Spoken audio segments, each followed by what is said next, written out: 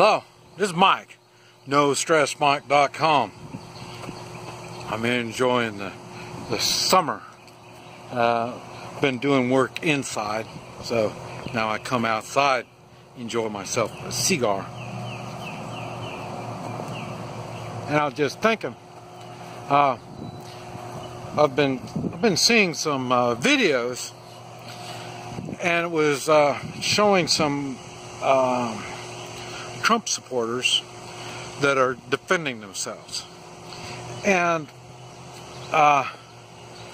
very enjoyable.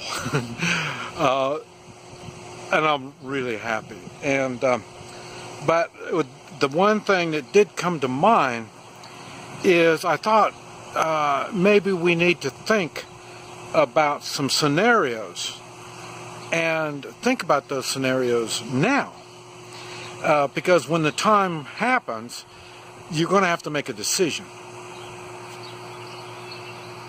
And this is where I've got a lot of advantages over a lot of people, because I've done so much, and so and I build on these experiences.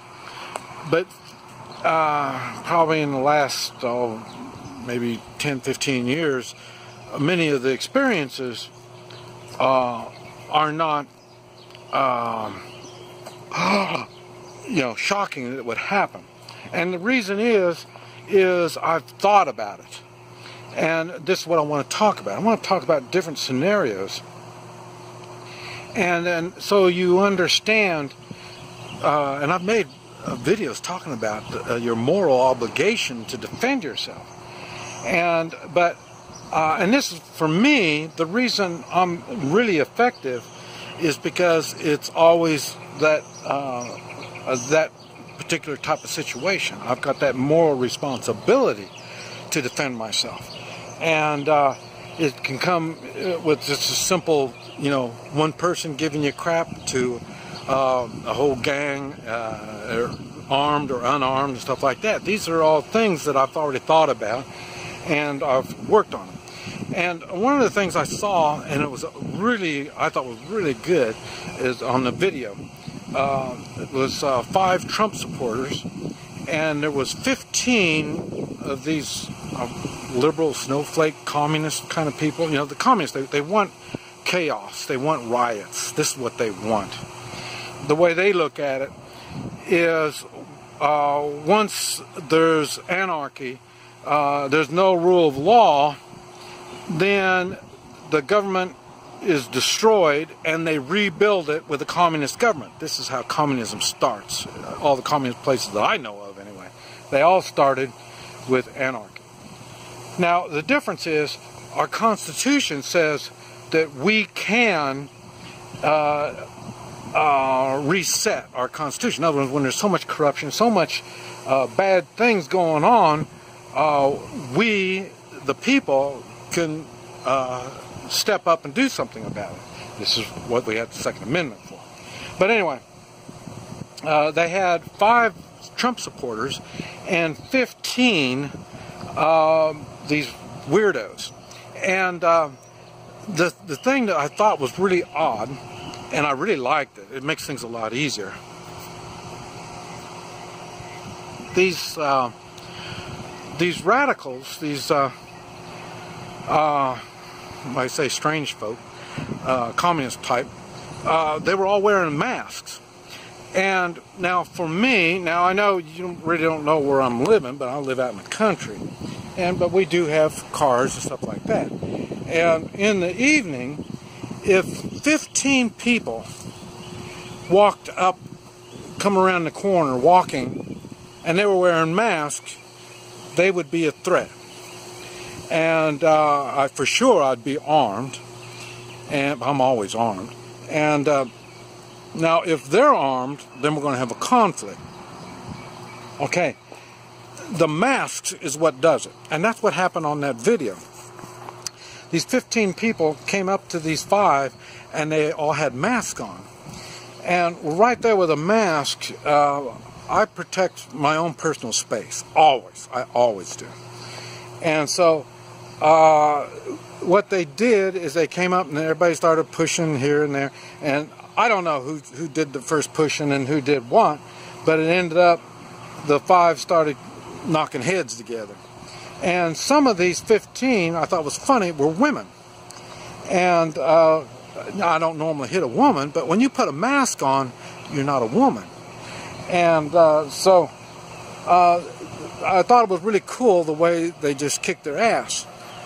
But they were in the city, and these 15 were chanting, they were saying whatever they were saying, and I personally would try to avoid them, but if they made it a point to come around me, they would be putting me in a situation where I have to defend myself. And I say, for my beliefs, my God didn't create me as a victim. So, in other words, and I don't have the right just to go around, you know, hitting people and doing things, but I have my own personal space. And on the video, they were in the streets, and they started pushing, and then finally they started kicking their butts. But they were a lot nicer than me. I wouldn't have waited that long. Once they step into my personal space, the fight is on, and that's when I'm in the city. And so this is something I thought, you know, you might want to think about now. What are you going to do if something like that happened? And now, even with the mask, made it really easy. But even without the mask, 15, you're outnumbered. They're coming to you. They're still considered a threat. So what are you going to do? You know, that's something you need to think about. Now, in Oklahoma, it's a little different because we have concealed carry. So now the thing is, do I have a moral responsibility to go so far as to pull my gun out and shoot somebody? And like I say, that's when it gets to the point of self-defense, yes. Now, when they're chanting, they're protesting, they're doing their thing, no big deal. But once they came to me, that's going to be a sticky situation. How are you going to do it? Just like when I shot the guy in the convenience store. He had the gun towards the clerk. If the clerk would give him the money and he would leave, that would have been no big deal. The problem was the clerk was my cousin, and he's like me. He's just not going to give up his hard-earned money. And then so then they thought they were going to turn on me and use me as an example. And then that's when, you know, I didn't want to get involved in this thing. The bad guy, he chose to get me involved. Okay, so in other words, if I'm walking down the street and these protesters decide they're going to turn on me, that would be a different story. I would have to defend myself. And but how, you need to think about how you were going to do it. I was talking to my friend here, and this is one of the reasons why I don't like traveling in the United States, get in a car and travel around. Because if I'm, because you know, you got to go to these places. I know sometimes these crazies stop the traffic on the highways and stuff like that. So if I'm stopped in my car and the traffic's not moving, you know, I can't back out, I can't go forward, and you know, you look ahead there and they're rioting or they're protesting, whatever they're doing, you know, what is my obligation? And everybody's got to think about what is their obligation for the situation. Hey! And but the thing is, for me, what I would do, I'm looking around the cars that are all parked around me, but we can't go anywhere. And there's going to be families and women and children and stuff like this. Okay, what I'd probably do is move between them and the trouble. And even though I don't know what the trouble is. And so I'd be there just in case the trouble wants to come up this way. And, you know, it's not so much me. Now, in this sticky situation here. Because now I'm not defending myself, I'm defending other people. And they're not even asking me to defend them. But I say, I know what's getting ready to come. So, now, for me, again, it'd be a different situation. Because more than likely, I'm going to have an AK-47 in my trunk. And so what I'd end up doing is wait, and then as I see the disturbances coming towards us, I'd probably stand there with my AK-47, not pointing it, but just standing there with it. Hopefully, whatever trouble there is would kind of go around us, so I won't have to take any actions. But like I say, I am scared.